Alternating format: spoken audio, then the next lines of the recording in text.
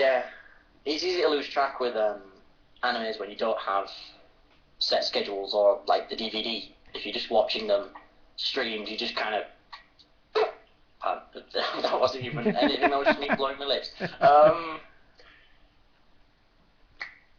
My words are totally gone. Yeah, when you sat in front of your computer and you think, oh, I'll watch a bit of K-On, but first I'll play a bit of World of Warcraft, and then I'll do my homework, and then I'll do this and that and this and that.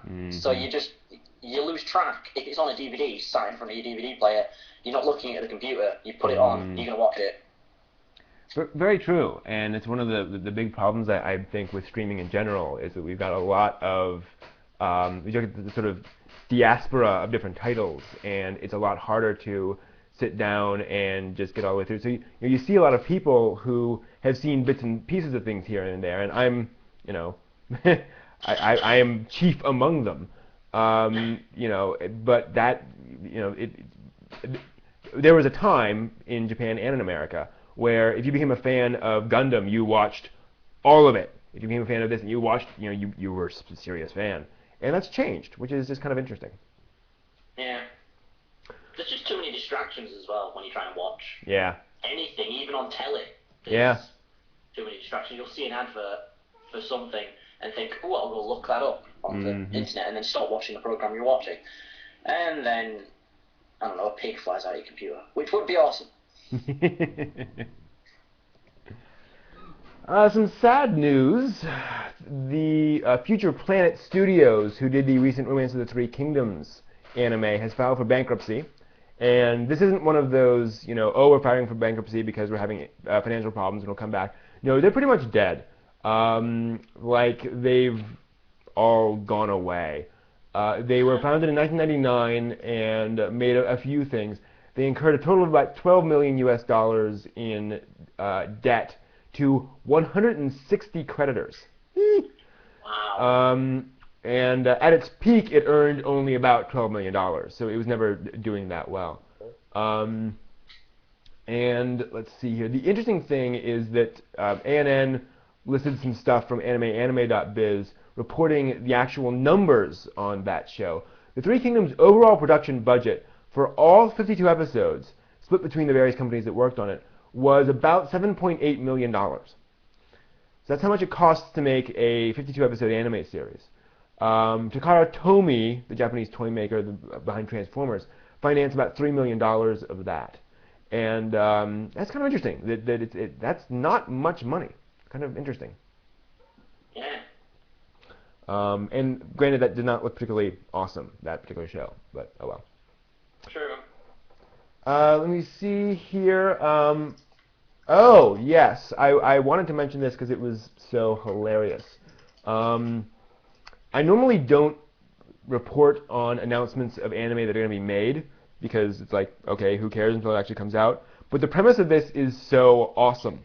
Okay. Anime called, or it's a light novel, I believe, called Moshidora. And it's about a girl, a Japanese high school girl, aren't they all, who manages their high school baseball team. And so she goes to find a book about managing a baseball team.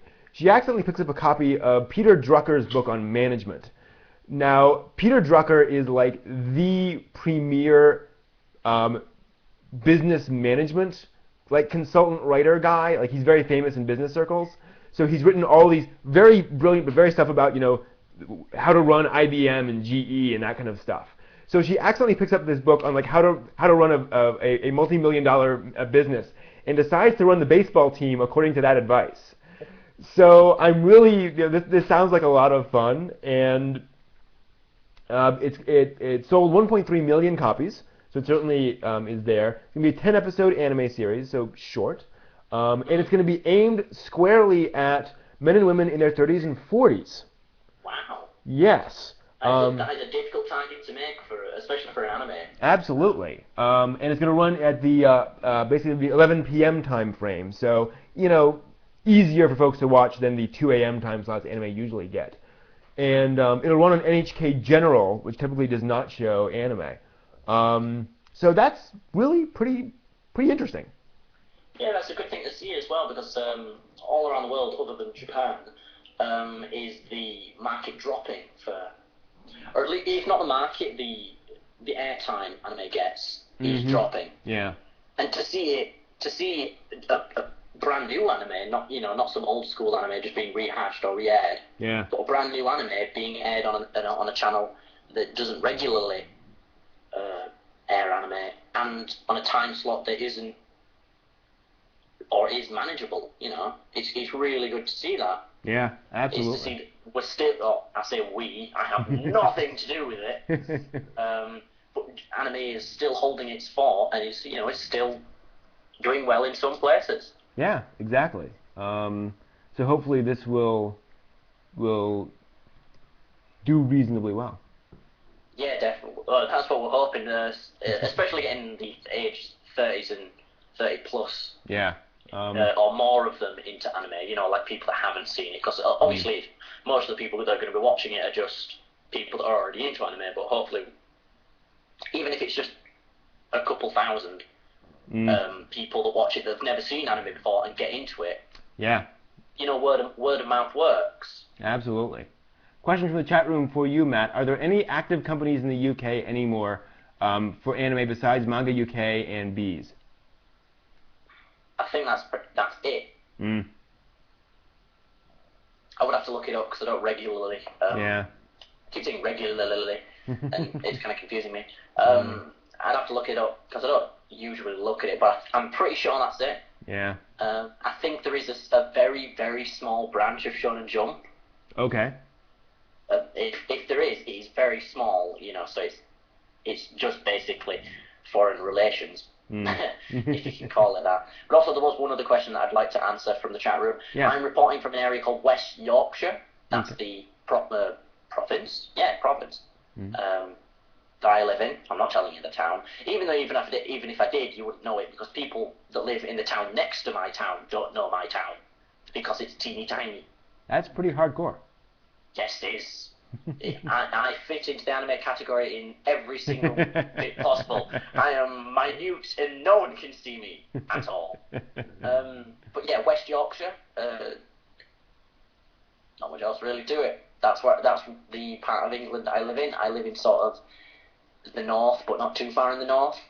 So I'm not a northerner, but I'm not a southerner. I'm just sort of a dwarf. Fair enough. For those asking, both the northerners and the southerners. Oh, perfect. Everyone. That's the fun part. All right. That's kind of the opposite of how we do it over here. For those asking, that anime is called Moshi Dora. So that should be coming out hopefully in the next couple of months. I believe it's scheduled for the winter season or spring, but probably winter. Moving on to manga news. The North American manga market dropped 9% last year, according to ICV2. And this is at their New York Comic-Con panel. If the trend continues, which, pro tip, trends never continue.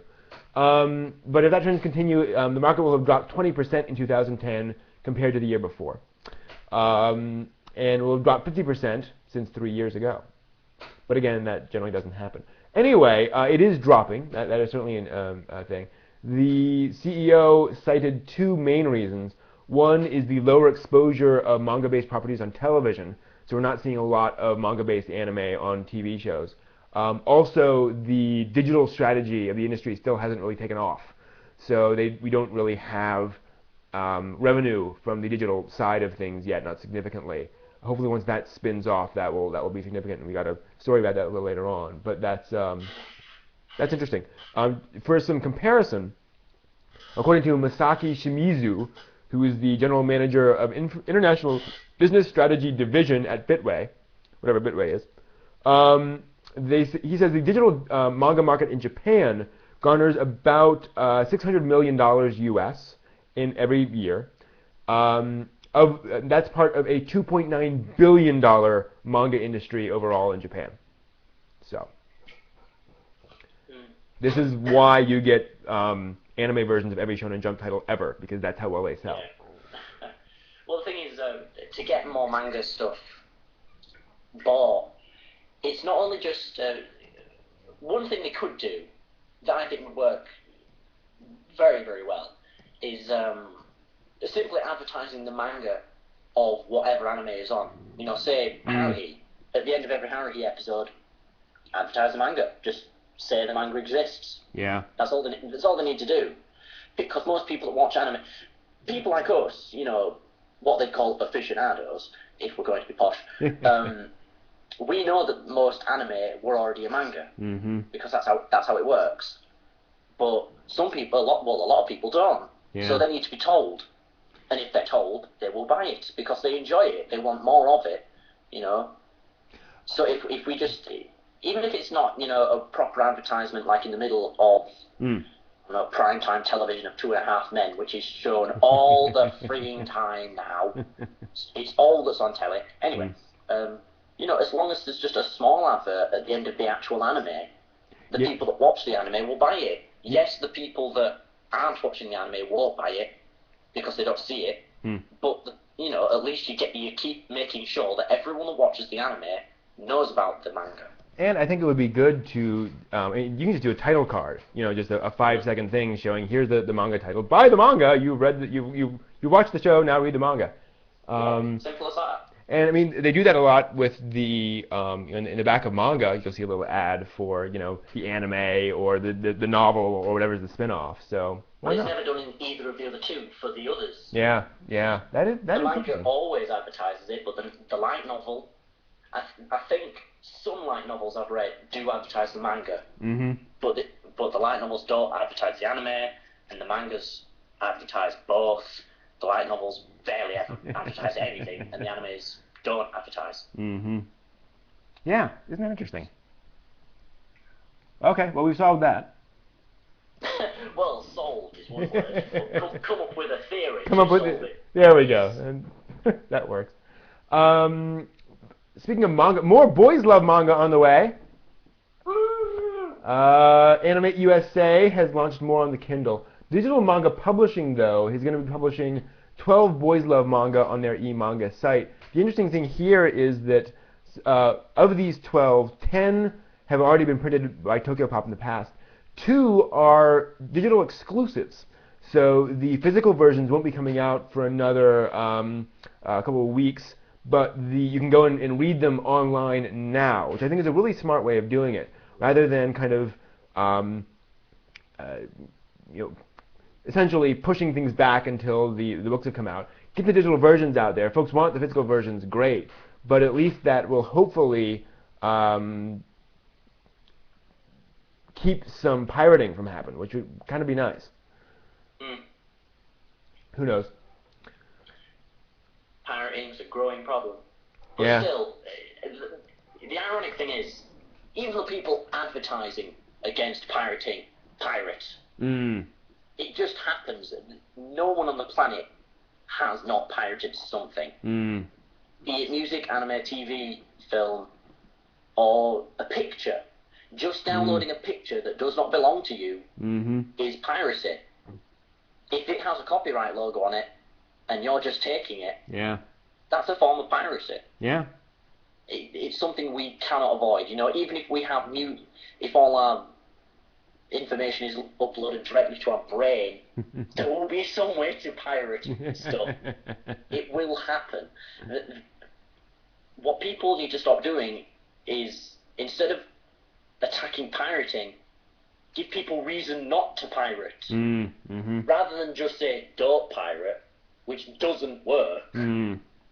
Say, you know, you've got to make things, you've got to put codes in your DVDs, certain things like, I think one DVD did it, and it worked for a while, until it was broken, obviously. They put a code on the special features. You could not pirate the special features.